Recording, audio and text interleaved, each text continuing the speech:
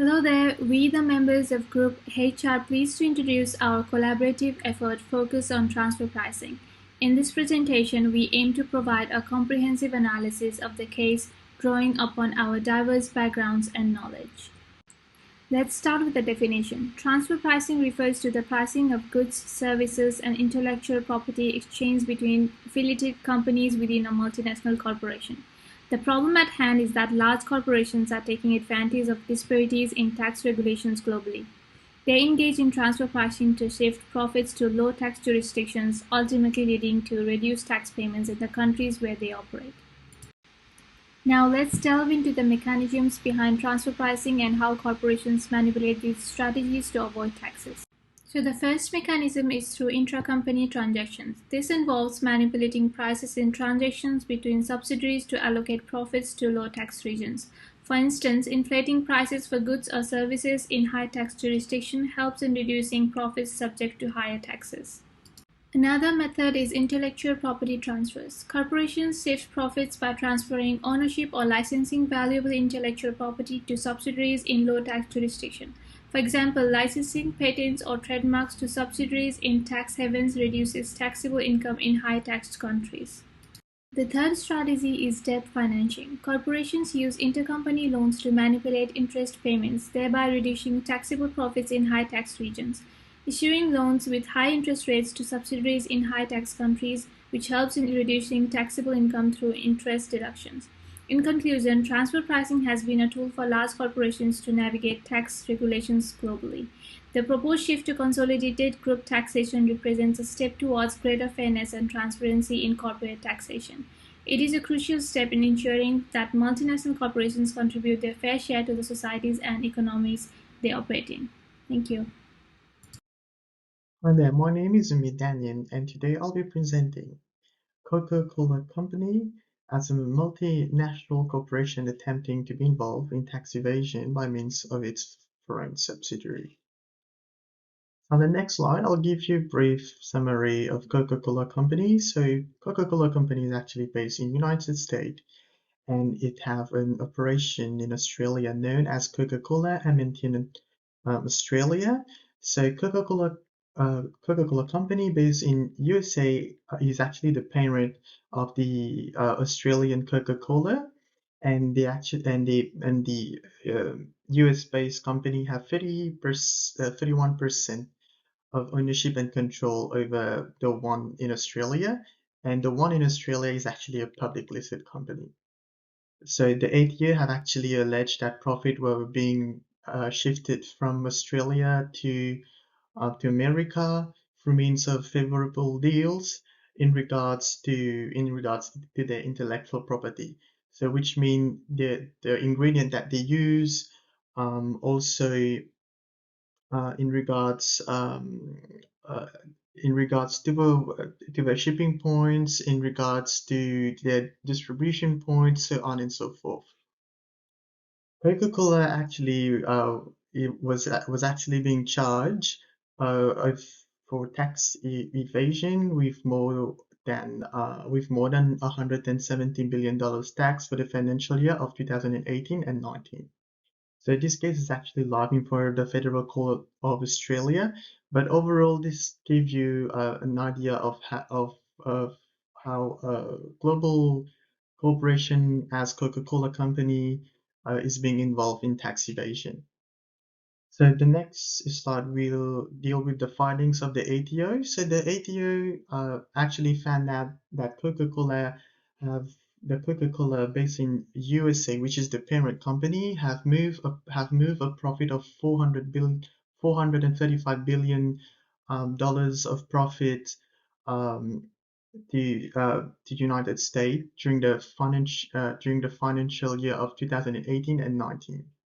So back in 2017, the Parliament had actually legislated a 40% tax on profit moving overseas, known as the diverted profit tax, for paying out fair level of local tax, which means any foreign company that come to do the operation in Australia, they actually need to pay 40% tax on their profit before moving it outside abroad. So in 2021, Coca-Cola Coca-Cola a mint in Australia was sold to another Coca-Cola European partners for 9.8 billion. So that Coca-Cola European partners is actually one of the largest shareholders in the Coca-Cola Company group based in the United States. So after this acquisition, ATO found out that Coca-Cola Company had benefited from diverted profit tax benefits since the Coca-Cola mint in Australia didn't pay the Coca-Cola Company based in United States for the use of intellectual property, hence escaping from liabilities for loyalties withholding tax. So Coca-Cola Company based in the United States, which is the parent company, they've actually been manipulating payments, uh, misrepresenting payments, and also miscategorizing payments received for royalty fee. So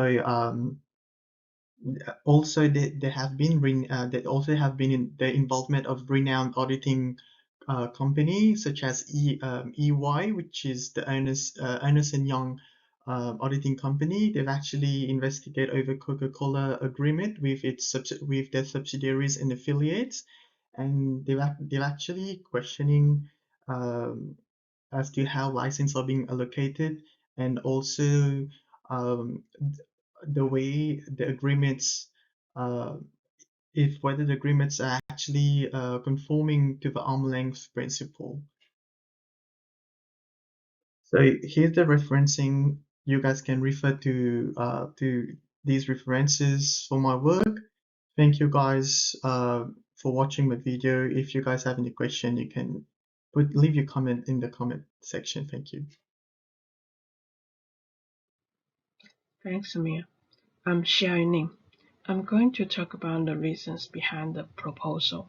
The proposal is to shift the taxation approach for corporations from the individual legal entity level to consolidated group level.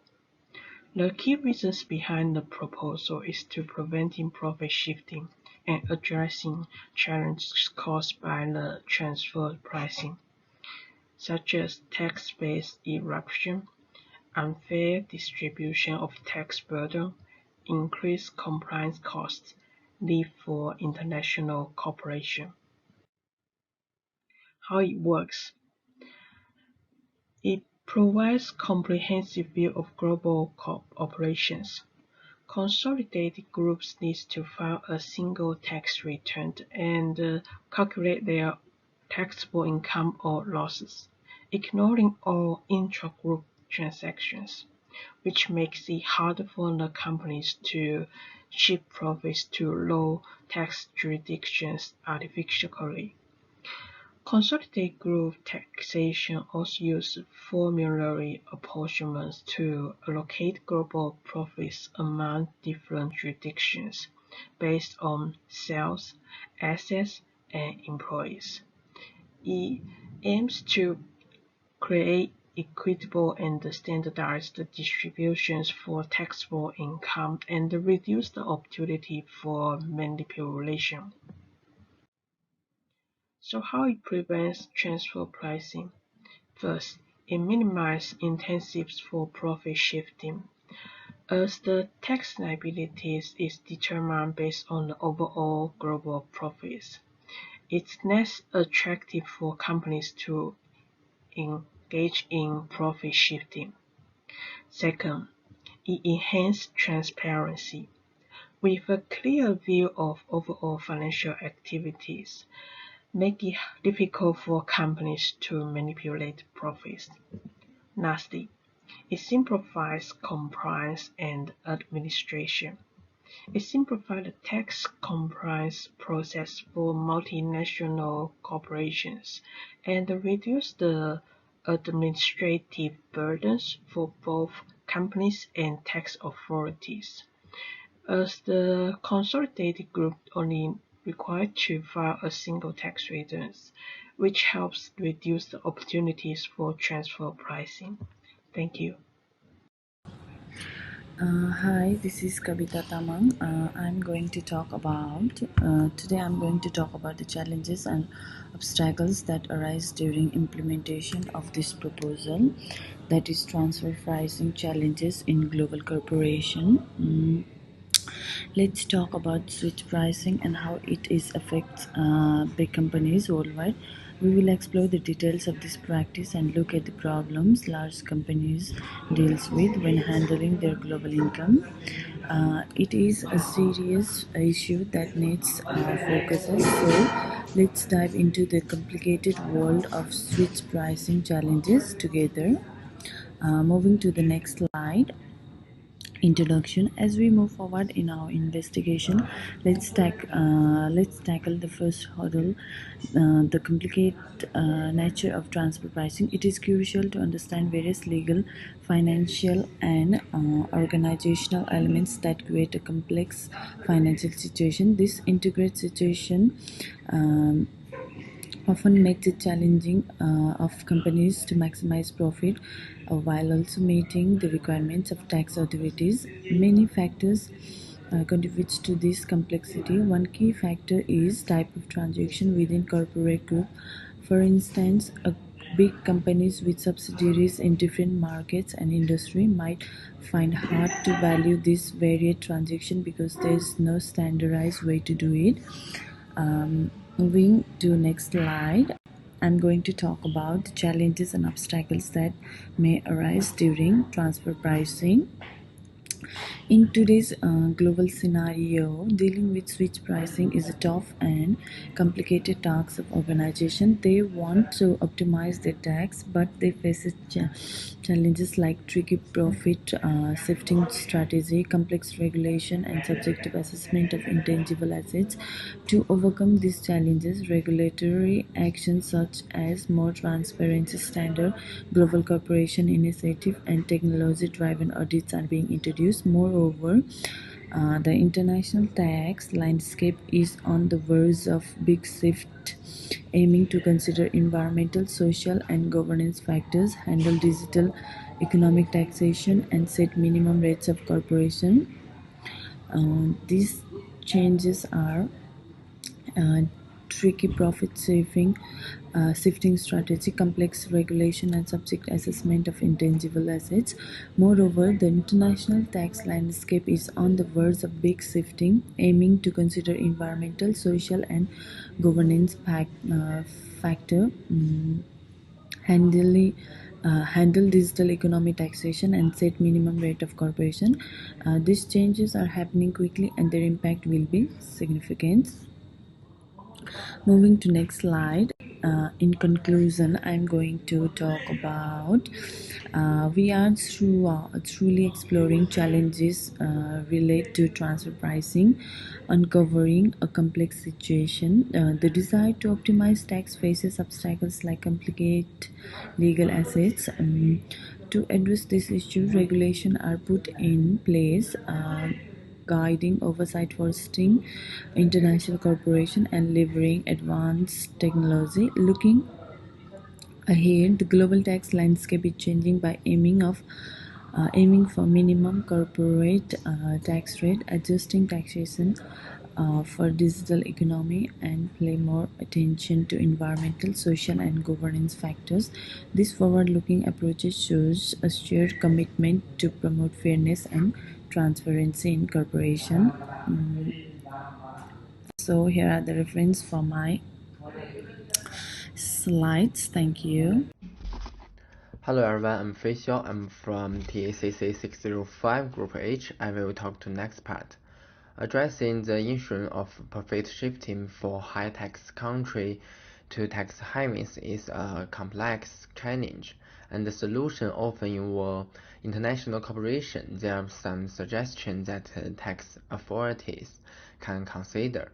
First, encourage global collaboration and cooperation among tax authorities to develop consistent international tax policy, support initiatives such as the wealth erosion and the profit shifting framework developed by the Organization for Economic Cooperation and Development.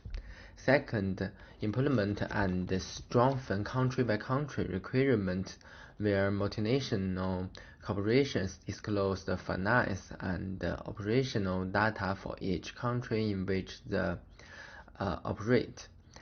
This enhances transparency and help identify potential profit shifting. Third, strengthen and enforce transfer pricing rules to ensure that transactions between related entities conducted at length, preventing manipulation for tax avoidance purposes.